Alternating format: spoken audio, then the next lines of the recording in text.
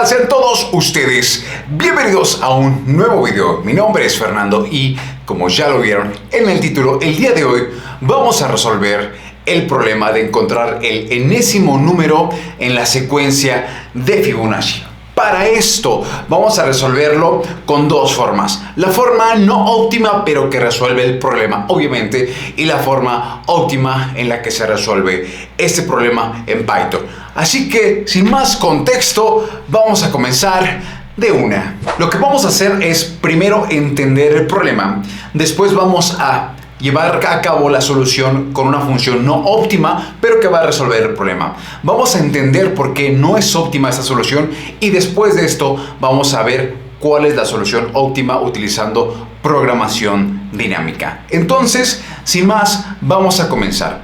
Tenemos en la primera línea la secuencia de Fibonacci, la cual se determina por iniciar con un 0 y un 1, para lo cual el siguiente número es la suma de los dos números que le preceden. En este caso tenemos como resultante el 1, este 1 que está aquí, porque 0 más 1, los dos precedentes, dan 1. Después de esto tenemos el 2. ¿Por qué? Porque 1 más el 1, los dos precedentes últimos, dan 2. El 3 es por 2 más 1 y así sucesivamente. Aquí abajo en la línea 2 estoy pintando los índices únicamente para explicar el problema, porque como recordamos queremos encontrar el enésimo número. Es decir, si el problema dice dame el que esté en la posición 0, n igual a 0, vamos a retornar el 0 por default, porque ese no lo operamos, ya sabemos que la posición 0 es el resultado 0. Para la posición 1 es exactamente lo mismo. Si nos solicitan la posición 1, el resultado es 1 porque así inicia la secuencia. Para la posición 2 ya necesitamos hacer una computación. Necesitamos ver cuáles son los dos precedentes porque este no lo tenemos por default. Y así sucesivamente. Si me llegasen a pedir el número de la posición 6, tendríamos que calcular cuál es aquel número que se encuentra, como ya dijimos, en la posición 6, pero para esto necesitamos saber cuál está en la posición 5 y en la posición 4.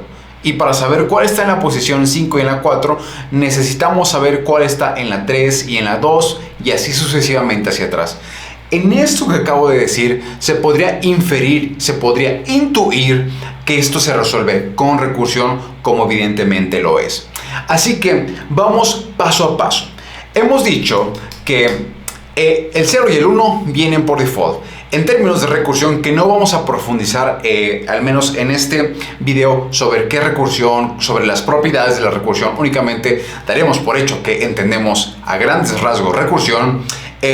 Vamos a comenzar definiendo los casos base. Los casos base son fundamentales, esenciales, necesarios en una función recursiva. Así que vamos paso a paso, definiendo una función que tenga como casos bases que si requieren el 0 o el 1, se retorna el 0 y el 1. Muy bien, ya lo tenemos. Estas cuatro líneas que acabo de hacer las podríamos refactorizar como si n es igual a 0 o 1, retorna n, etc. Así lo dejo por simpleza y por más practicidad para que se entienda lo que queremos decir. Entonces tenemos una función que se llama Fibonacci, la cual recibe un parámetro el cual es entero y valida en primera instancia. Lo primero que se hace, los casos base, si es n igual a 0, justo lo que tenemos aquí, retornamos el 0. Si es n igual a 1 lo que se busca, retornamos el 1. Ahora viene lo interesante. ¿Qué sucede si yo quiero el número 2? ¿Qué pasaría si quiero el número 2? No podemos estar poniendo casos bases si n es igual a 2, etc. porque estaremos construyendo toda la serie de Fibonacci por default. Lo que tenemos que hacer es computar de forma recursiva el resultado de la posición n igual a 2. ¿Y cómo hacemos eso? Básicamente sumando lo que nos dé la posición menos 1 y la posición menos 2. Lo haríamos de la siguiente forma. Muy bien, pero ¿qué le hacemos a este Fibonacci de n-1 más n-2? Pues básicamente lo retornamos. ¿Por qué? Porque este es el resultado que yo estoy buscando de la iteración inicial. Por ejemplo, como ya lo habíamos dicho, si yo quiero la posición 2, aquí me va a llegar un 2, esta n va a ser un 2, por tanto no va a entrar en esta condición, ni tampoco en esta, y entonces va a llamar recursivamente a Fibonacci de n-1. Fibonacci de n-1, es decir, 2 menos 1 va a ser 1 y me va a retornar un 1. Entonces tendré como resultante de este pedazo un 1 y como resultante de este otro pedazo n-2, que sería 2 menos 2 igual a 0, el resultante sería 0. Entonces 1 más 0, la suma es 1, tal cual como lo tenemos aquí. El número que está en la posición 2 de Fibonacci es el 1. Entonces aquí bastaría con hacer un return. Y esto sería encontrar el enésimo número de la secuencia de Fibonacci de forma recursiva. Vamos a probarlo para ver que funcione y proseguiremos. Entonces, el Fibonacci de 2 tiene que ser efectivamente el 1. Vamos a probar. Tenemos aquí en nuestro ejemplo que la posición 7 nos tiene que dar un 13. Probemos con Fibonacci de 7, nos tiene que retornar un 13. Justamente tenemos el 13. Ok, se resuelve el problema. Ahora vamos a exigirle un poco más. Vamos más allá, vamos a un caso muy largo. Vamos por el número 30, la posición 30. No sé cuál es el número Fibonacci en la posición 30, pero vamos a probarlo y lo agarro de una. Vamos a exigirle un poco más. Vamos a decirle ve por la 35 y a ver qué sucede. Y se está tardando. El tiempo de complejidad hace que mientras más grande sea el número que le estamos solicitando en la posición n, más se va a tardar. Si yo le digo el 50, el 100, pues ya no lo voy a hacer porque se va a tardar demasiado. Y a continuación vamos a entender por qué.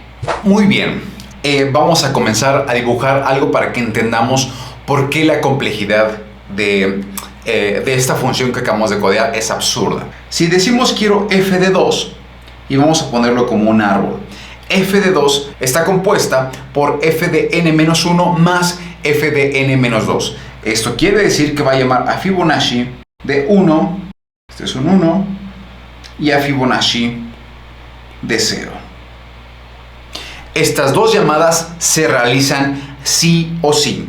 Como f de 1 es un caso base, ya lo tenemos codificado como if n es igual a 1, va a retornar un 1, entonces esta cosa nos retornaría un 1.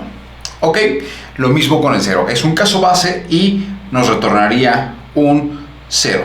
Para lo cual, este número de aquí, 1 más el 0, esta cosa nos retornaría un 1.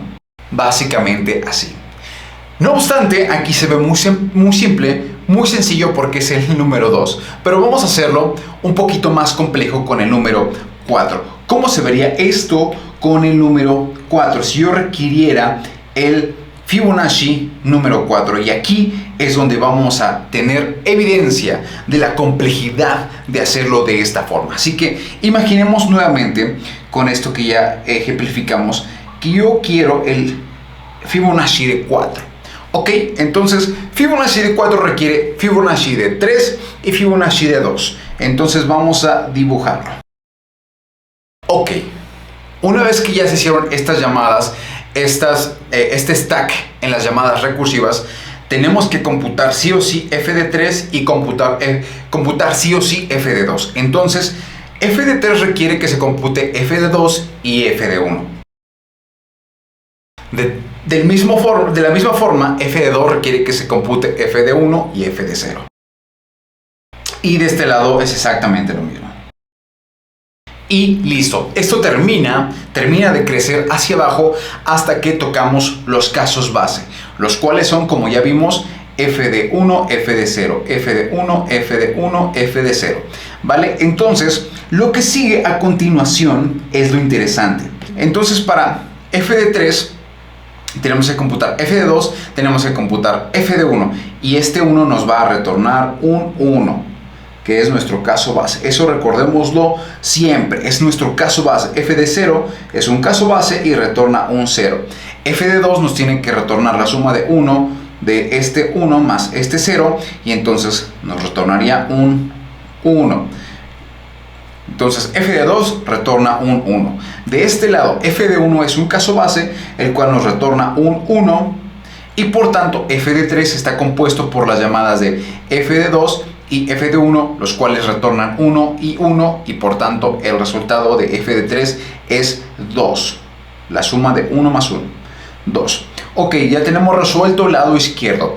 Del lado derecho tenemos que hacer lo mismo, la suma, y este nos retorna un 1 por ser caso base, y nos retorna un 0, 1 más 0, este retornaría un 1. Finalmente, f de 4 nos retornaría la suma de 2 y 1, esto es un 3. Y el resultado es 3. Vamos a verlo rápidamente en un ejemplo. Aquí abajito tenemos el 0, tenemos el 1, tenemos nuevamente 1, tenemos el 2, tenemos el 3, tenemos el 5 y ya. Y estos por índice, por posición, serían: este es el 0, el 1, el 2, el 3 y el 4 y el 5. Y justamente el que pedimos fue este de aquí. Este es el índice y este es Fibonacci. Y entonces esto es lo que estamos retornando. Lo que quiero resaltar y lo que es muy importante que tenemos que ver aquí es lo siguiente. Veamos esto, f de 3. ¿Cuántas veces llamamos en este árbol f de 3? Una vez. Eso está muy bien. Veamos qué sucede con f de 2. F de 2 se está llamando de este lado y se está llamando de este lado. Llevamos dos veces computando la misma operación, f de 2. No es que se haya reservado una y se haya guardado para la siguiente. No, se están computando dos que retornan exactamente lo mismo. Ahora veamos el caso de f de 1. ¿Cuántos f de 1 tenemos aquí? F de 1 acá, f de 1 acá. Se han hecho tres veces. Ahora veamos el caso de f de 0. Tenemos este y tenemos este. La conclusión de esto que estoy tratando de resaltar es que van a haber muchas operaciones que se van a repetir. Por tanto, la complejidad de este algoritmo, de esta forma de resolverlo recursivamente, es una complejidad de orden 2 a la n. Esto es exponencial, esto es insane, esto no lo quieres hacer en tu trabajo, en donde sea que estás codificando, esto no lo quieres hacer. Pero es importante ver que resuelve el problema y tal vez te sientas feliz cuando dijiste: oh, salió el resultado, qué interesante, ya quedó. Sí, pero no, porque esto es loquísimo y ahorita lo vamos a ver. Ahora pasemos, una vez que ya entendimos la complejidad y por qué la complejidad es muy alta en esta forma de resolverlo, vamos a ver ahora cómo lo hacemos de la forma óptima utilizando programación dinámica. Para resolver este problema con un enfoque de programación dinámica vamos a utilizar un hash map. Este hash map es el que nos va a ayudar y va a ser clave para poder alojar resultados que ya hayamos computado. Esto detrás y en la teoría de programación dinámica tiene un nombre, se llama memoization. Memoization, no memorization, es memoization. Y básicamente es capturar las operaciones que ya realicé en algún momento, las vamos a meter en ese hash map y vamos a estar consultando si ya tenemos esa respuesta, ya no la computamos y solamente la retornamos. Esto sería, en palabras, lo que haríamos con programación dinámica. Entonces, vamos a codearlo. Primero vamos a utilizar el hash map, y quiero mencionar que un hash map se utiliza porque básicamente el tiempo de consulta en un hash map es tiempo constante. No es tiempo lineal, es tiempo constante. Entonces, es una de las grandes ventajas de utilizar un hash map. Bien, entonces, como ya lo dijimos, vamos a definir la función y en donde la primera validación es: ya lo tengo, ya tengo ese resultado. Si ya lo tenemos, lo retornamos, y si no lo tenemos, lo computamos. Muy bien, ¿qué es lo que tenemos hasta ahora? Definimos una función que se llama Fibonacci Dynamic Programming, la cual recibe un entero, que es la posición que estamos buscando, tal cual como lo teníamos en la otra operación, y vamos a utilizar este hashmap que le estamos llamando memo por memoization. Ya dijimos cuál va a ser su función. La primera condición que evaluamos cuando estamos entrando a esta función es si ese n ya existe. Si ya existe, retornamos su resultado. Pero si no existe, vamos a comenzar a entrar a los casos base. Justamente sería esta sección de aquí. Solo voy a copiar y pegar y la vamos a poner acá. Quiero nuevamente resaltar, estas líneas que copié y pegué podemos refactorizarlas como si n está en el conjunto de 0 y 1, si n es 0 o 1, etc. Lo dejaré así por simplicidad y para que sea un poco más didáctico. Una vez que ya validamos los casos base, ahora sigue, si no está en memo, si no es 0, si no es 1, eso quiere decir que no lo he computado y sí o sí lo tengo que computar. Entonces, ¿cómo lo haríamos? Vamos a definir la función tal cual como lo habíamos hecho de este lado, la operación. Esta es la operación para calcular el número de Fibonacci. Pero vamos a agregarle aquí un parámetro que es el que estamos utilizando, memo. Y aquí también le vamos a pasar memo. El mismo hashmap lo vamos a estar distribuyendo de tal forma que en cada operación sepamos cuáles resultados ya fueron computados. ¿Y a dónde vamos a asignar el resultado que nos dé la operación de Fibonacci menos 1, Fibonacci menos 2? Lo vamos a tener que meter en el memo del número que estamos consultando. Es decir, y en esta parte es clave. En esta parte estamos haciendo la asignación de la posición que ya estamos operando con lo que vamos a operar de n-1 más n-2. Esta parte es fundamental para comenzar a meter operaciones vamos a llamarle en la memoria de lo que estamos tratando de capturar. Y finalmente retornamos memo de n. Y básicamente esta es la función para calcular el número enésimo en la secuencia de Fibonacci utilizando programación dinámica. Ahora vamos a ver la complejidad. La complejidad de esto, únicamente por utilizar la memoria, devolverlo exponencial 2 a la n, esto se vuelve tiempo lineal. Tiempo lineal. Vamos a ver por qué se vuelve tiempo lineal. Así que, vamos. Muy bien, resolvamos el mismo caso que hicimos anteriormente. Fibonacci de 4, f de 4. Y vamos a comenzar a incrustar memo para que veamos cuál es el beneficio de utilizar esta memoria de forma un poco más visual. Así que vamos a hacerlo. Imaginemos que tenemos f de 4 y cuando vamos a partir este branch para acá, esta rama para acá, lo primero que se hace es f de 3 ya existe, el 3 ya existe en memo y vamos a poner un memo por acá. Este es memo y vamos a definirlo con las llavecitas clásicas de un Python dict. Lo voy a ir llenando ahorita. Entonces ahorita memo está vacío, no hay nada. Entonces no está. Pregunto, en los primeros casos bases que teníamos, f es n igual a 0, es n igual a 1, en ambos casos no, porque es un 4. Entonces la asignación va a ser de la siguiente forma. Vamos a calcular aquí f de 3 y este 3 se va a asignar a memo. Vamos a pintarlo por acá. Es el resultado que en un momento vamos a computar. f de 3 es igual a algo, al resultado de f de 3 obviamente. Y por aquí vamos a tener f de 2, porque sí o sí partimos el branch de lo que hicimos cuando pasamos los casos base. Hicimos memo de n es igual a f de n menos 1 más f de n menos 2. Entonces sí o sí hacemos el branch y ahora estamos en f de 3. ¿F de 3 existe en memo? No, entonces la asignación del 3 es el resultado de esto. Y esto se parte en f de 2 y f de 1. Ninguno de estos está en en memo. Entonces vamos a meter la asignación de 2 y vamos a meter la asignación de 1.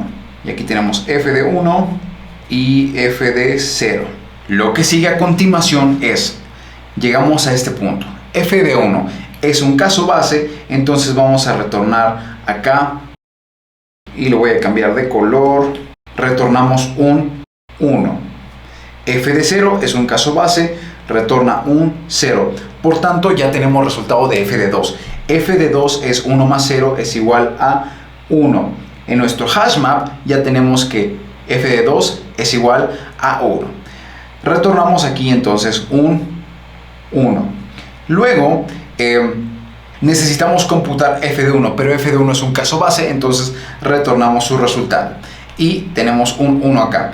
F de 3 es 1 más 1. Entonces ya tenemos asignación para f de 3 que es igual a 2.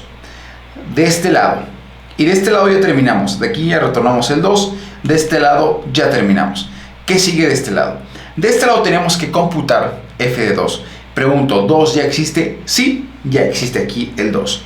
Por tanto, únicamente me bastaría con retornar el 1. Y con esto hacemos la suma de 2 más 1 es igual a 3 y esta cosa retorna al 3, el 4 retorna al 3.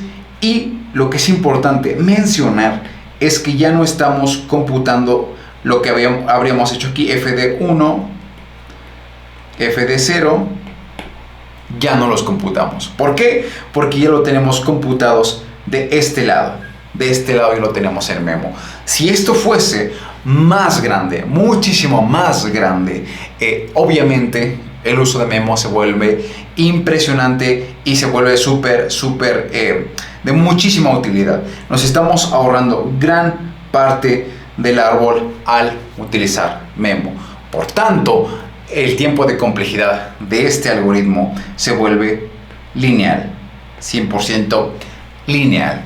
Ahora, como última parte, vamos a ver cuánto tiempo se tarda cada algoritmo, cada forma de resolverlo, y veamos la gran diferencia de utilizar una solución basada en programación dinámica y otra únicamente basada en recursión. Así que vamos a hacerlo. Muy bien, volvemos con nuestro script, el que habíamos hecho, el que tiene las dos funciones, y voy a llamarlos por separado con el número 35, que como vimos hace rato se tardó algo de tiempo.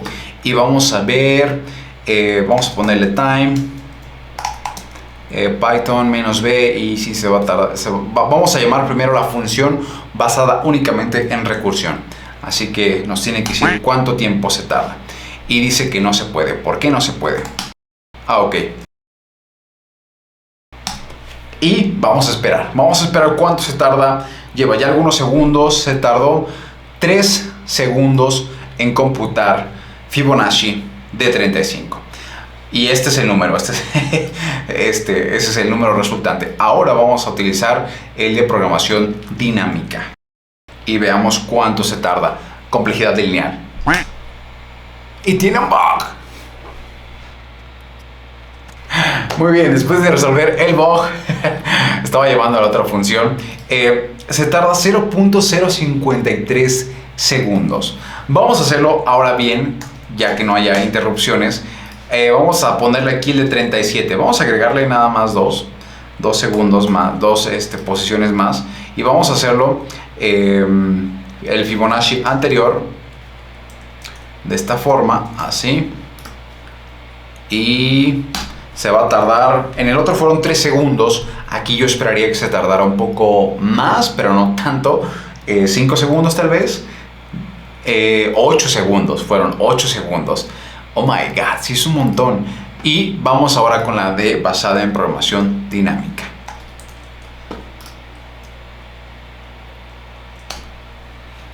.053 segundos nuevamente, es impresionante, es insane.